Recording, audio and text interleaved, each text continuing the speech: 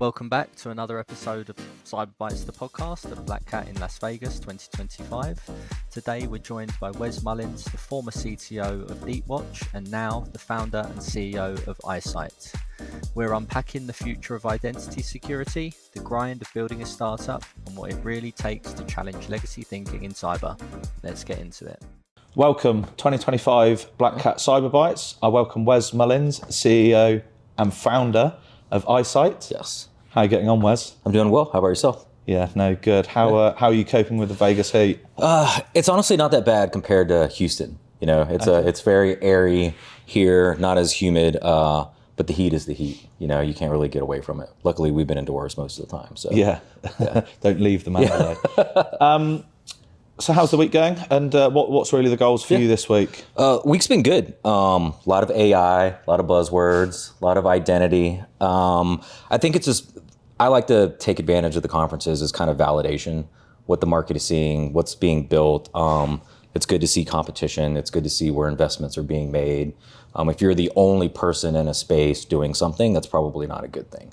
So to see a lot of the identity focused security tools out there being pushed and being marketed and investments being made in those is pretty reassuring for us. And that was kind of my big shtick. We're very early on. We don't have a booth. We're not spending a ton on go to market. So it was more of just validation on the vertical that we're building in and investing in. Mm-hmm. And it's been pretty good to see today. Much of a team out here, or are you solo running? No, just me. I'm finance, HR, payroll, supply chain, go to market, all of it. So the guys are spread all over, and they're back home committing code, shipping features. Nice. So, okay. Yeah. Well, look, with every guest, Wes, we like to really take it back to the start. What I'd love to know is how you got into the industry, and then a little bit about a couple of previous roles as well. Yeah, definitely. So I got into IT right out of the Marine Corps. So I joined the Marines right out of high school. Was fortunate enough to do basic IT back then. We're talking Windows 2000 and Novell NetWare and IBM RACF. Slowly moved into cyber, did some developer roles, did some networking roles, worked my way up. And prior to Icite, was a CTO at DeepWatch. So managed detection and response. It was my first role kind of on the product side. Prior to that, I'd always been a buyer. Nielsen, PwC, Citizens, TICO. So it was a good change of pace to be kind of on the startup side. You could move really fast. You could break things. A lot of people talk about, move fast, break stuff, but they don't really do it in the enterprise because they're very safe, which is why they have concepts of change control and all the other boring things that kind of, become mundane in the enterprise. So we spun up DeepWatch out of GuidePoint Security, raised a ton of money across 3 different raises, grew to 500 plus employees, wow. 100 million plus in revenue. And I saw a opportunity to where, I felt like there was a need specifically in a change to handle identity in security operations. There's a lot of ITDR tools. There's a lot of next-gen SIEMs. Most of them are still following what I would call legacy principles on how things work. Very time series-based data, not a lot of what I would call graphy needs and relational needs. So I was fortunate to have backing from Charlie, who was the CEO of DeepWatch, on supporting me and kind of going out. He helped me build the company from just lessons learned at DeepWatch, and we raised 2.5 from Sin Ventures, wow. 2.5 from Crane Ventures back in Q4 of last year. So did a 5 million seed, and have slowly just been building product. We are a team of 10 now. I'm the only non-code committer, so to say. We've done 100 hours of customer interviews. Most of that was done any design, any prototype, just kind of affirming the need for the pain points and making sure that we're actually building a painkiller, versus, kind of a vitamin, which is what a lot of the tools are. And excited to be here and grateful for the opportunity, Ben. No, brilliant. Yeah. Look, so you've obviously went into Icite a little bit there. A big part of your career, of course, was DeepWatch. Yeah. Is that what gave you the ideas? You obviously mentioned that you kind of spun up a few things there in terms of understanding identity a bit different. And was that purely the founding ideas of Icite, while you were working at DeepWatch? It was. I knew I wanted to go do something. Tech-enabled services is a good itch to scratch, but it's never pure play product. And I had scratched the itch on, building product internally to be used by DeepWatch, but not necessarily something that's going to get mass adoption across your customer base. Because MDR providers or tech-enabled services, they're not product companies. Like, their customers don't care about your tech. They just want their tickets, and they want high-fidelity tickets that they can go action. So when I knew I was going to leave, had really, what I would say, fruitful conversation with Charlie on, like, hey, look, well, don't just leave and make a rational decision. Like, we have, petabytes and petabytes of data. Go find a fundamental problem, and that's what you should go work towards, and pitch me on that. And when I feel like you've got something, then we can work on your transition out. Wow. Which was, a phenomenal opportunity. And Charlie's a human being I will always be loyal to and grateful for. So spent a lot of time in Snowflake, a lot of time in Tableau, looking at our data. Across various SIEMs, various SOARs that we supported, ITDR vendors, response vendors, DLP vendors, posture management vendors, all the numbers that mattered within MITRE, metrics, and mean time to contain and respond. And, identity was a thing that always stuck out. And there was just a fundamental flaw in, the team, the tech, the SIEMs, people trying to use SIEMs, which are event management, not detection engines, to go build identity-based detections, which is not what they were, and they're very time series based. So to go ask Splunk and Sentinel a question can take you 30 minutes to 3 hours, depending on how deep you're trying to ask that question, what a user did across a period of time. And then, you look at some of the response and the contain, well, you find out, through various situations that the people that live in Splunk and Sentinel, Chronicle, and Devo, and insert new vendor that's out here this week, they can all pivot to CrowdStrike. They can pivot to Wiz, they can pivot to Abnormal, because that's kind of in their purview. None of those people are admin in Okta. None of those people will ever be admin in Microsoft Entra ID and a slew of other tools. So that becomes a ticket hell queue, where they have to submit tickets to get the context they need to work that alert, to work that investigation on, well, who is Ben? Like, I've got 5 things in front of me. How is Ben different than Wes, different than Ellen? What access does he have? What levels of access does he have? And what has he accessed? So we kind of really sat out to build what we call an identity fabric that is very protocol driven on SAML, OpenID Connect, and OAuth, to really stitch together a lot of that on the back end. So instead of focusing solely on time series data, like traditional SIEMs do, and a lot of the newer ones have solved the fundamental problem of storage, cheap at cost, like making sure that it all starts with the user store and relational connectivity and graph connectivity from there. And we went and raised quicker than I thought.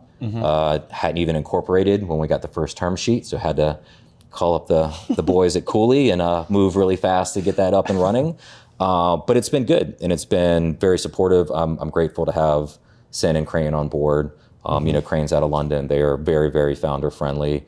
Sin is operator heavy. And I don't know that I could have picked a better group of investors to back me for what's my first full-time solo founder event. And sort of pinpointing on that, obviously you mentioned you raised 5 million seed round. Yeah.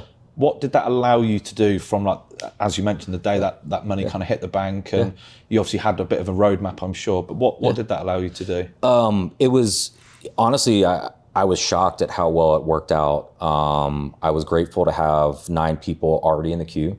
So we're this, a strong team of 10 right now. But as soon as the term sheet hit, I let a group of individuals know, and I've worked with them in various roles in the past.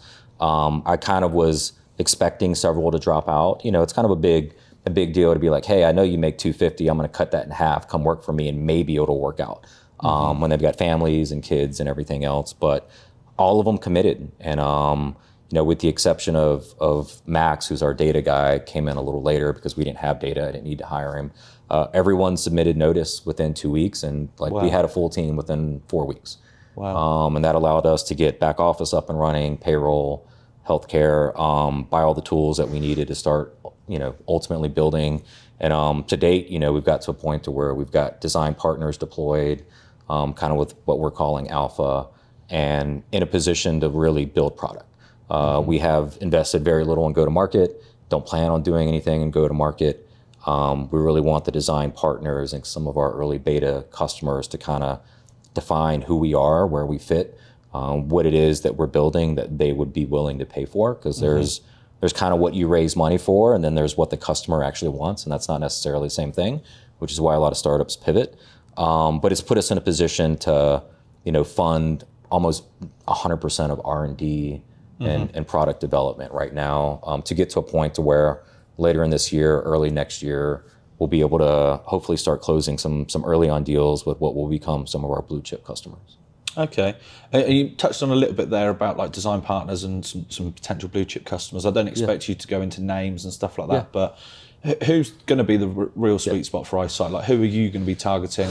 Right now we're kind of finding the enterprise, the above 2,000 employees, primarily because they've invested in a technology that allows us to provide the most value.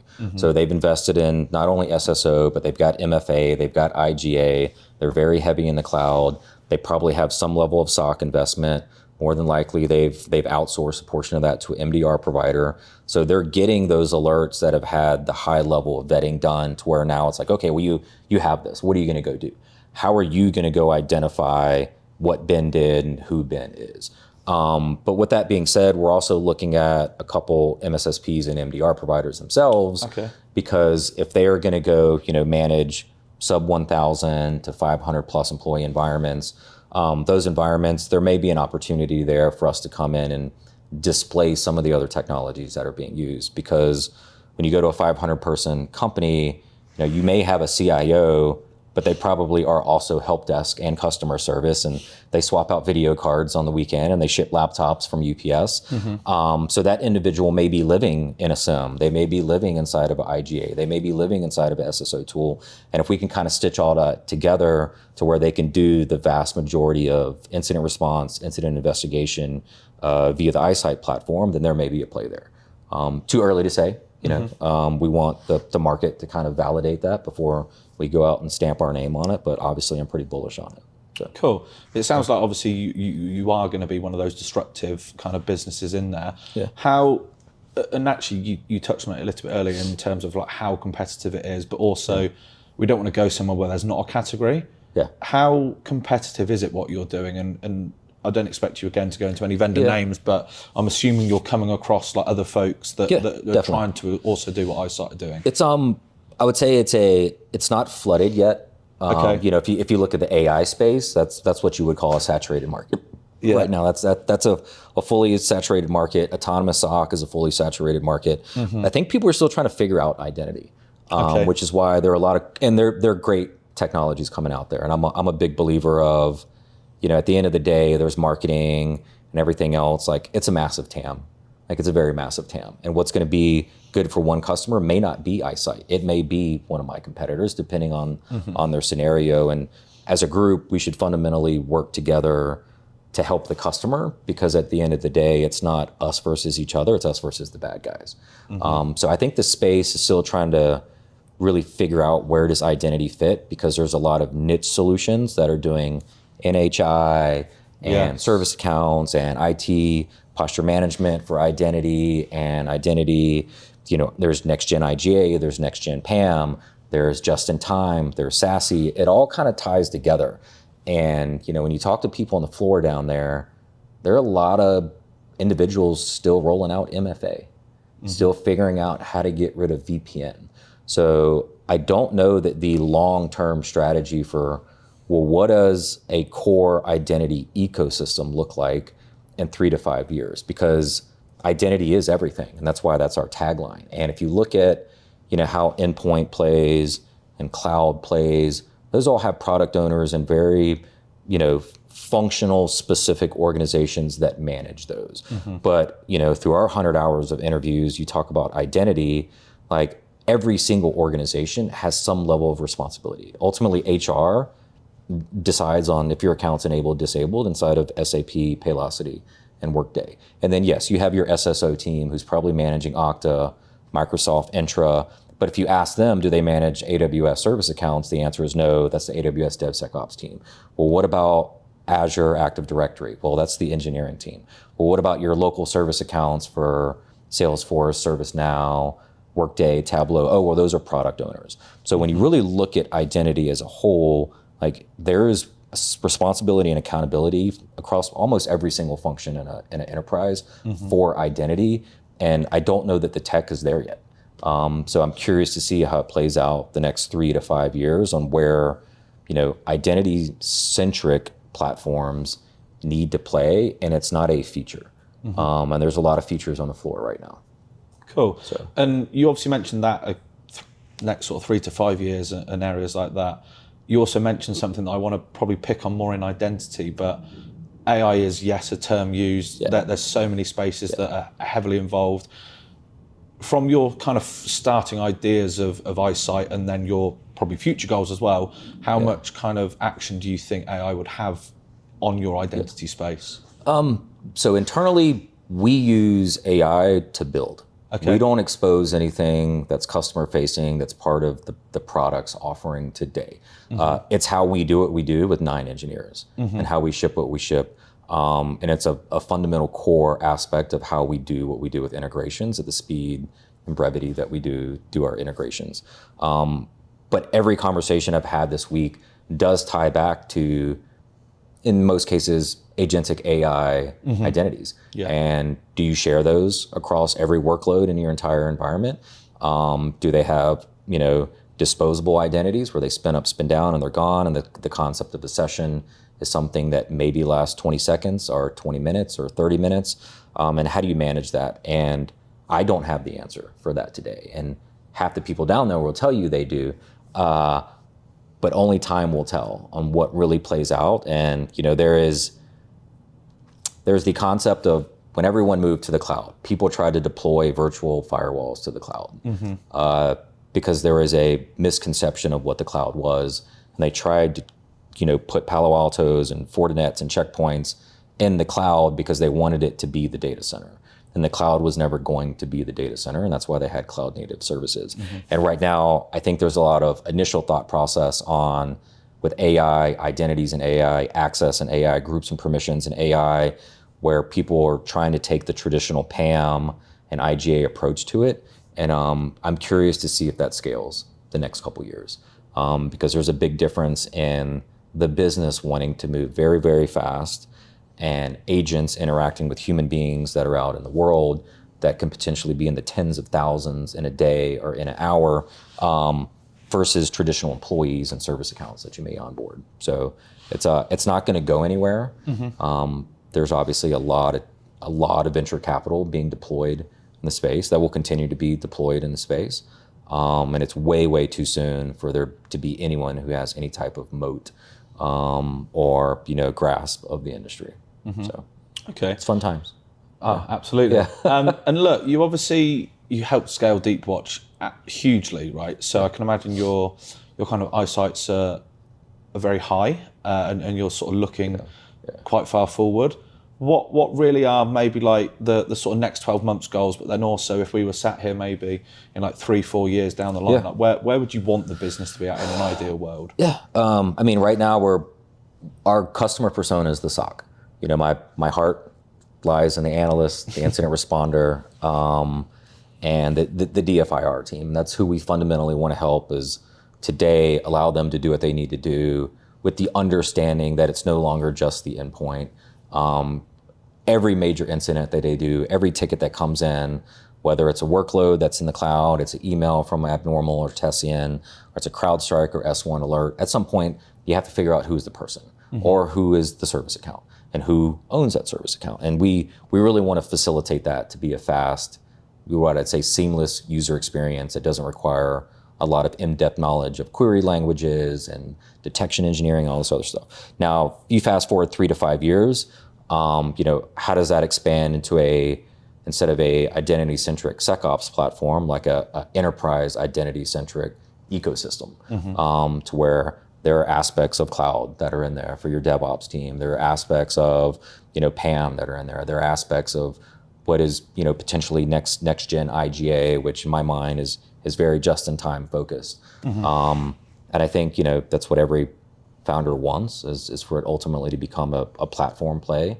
But I don't know that we can have a conversation on the platform play unless we can deliver on the first use case. So the next 12 months is solely focused on enabling the SOC and incident responders to do what we know they need to do faster, better, without going to different teams and submitting tickets, and hopefully allow them to save time. Because, I had this conversation last night and someone was like, well, what do you really do? Like, what did you really sell? Like, if I had to ask, tell my CIO what you sell, we sell time. Like, that's what we do. Like, we want to give time back to your team, and regardless of how many tools they have today and whether they're using SOAR or hyper automation or anything else, time is the one thing you can't buy in the day. So if we can give them some of that back, I'll feel really good about it. Okay.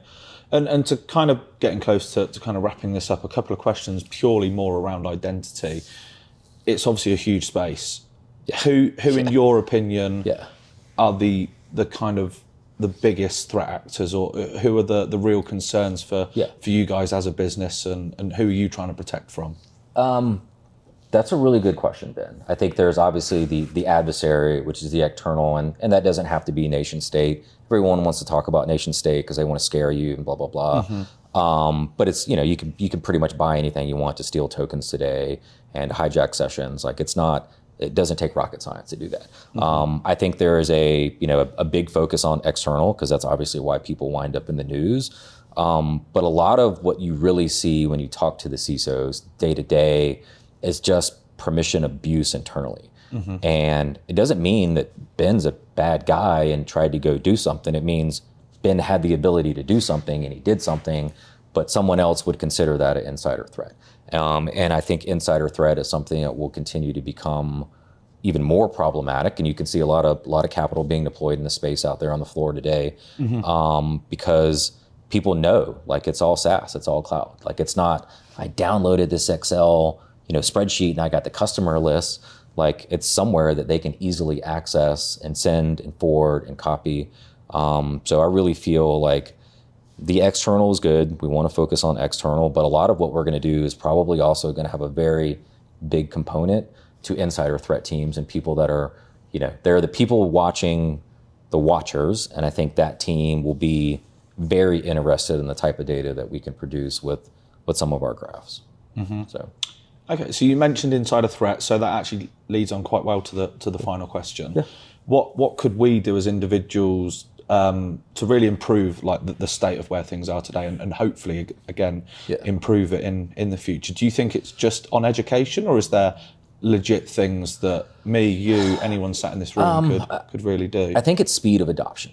Okay. I think what frustrates me the most from the conversations that I've had since Monday night are organizations' willingness to change and adopt and move at the speed that technology is moving at. And I understand some refrain on, hey, we want X amount of adoption, we want to get the kinks out before blah, blah, blah. But, when you talk to someone who's still figuring out how to get rid of VPN, and they're a Fortune 500 company, and their hang up is the business or the politics or the grunt work that it takes to do a significant change, like, that is something that I don't know how to solve. And, I can sit here and vent on it.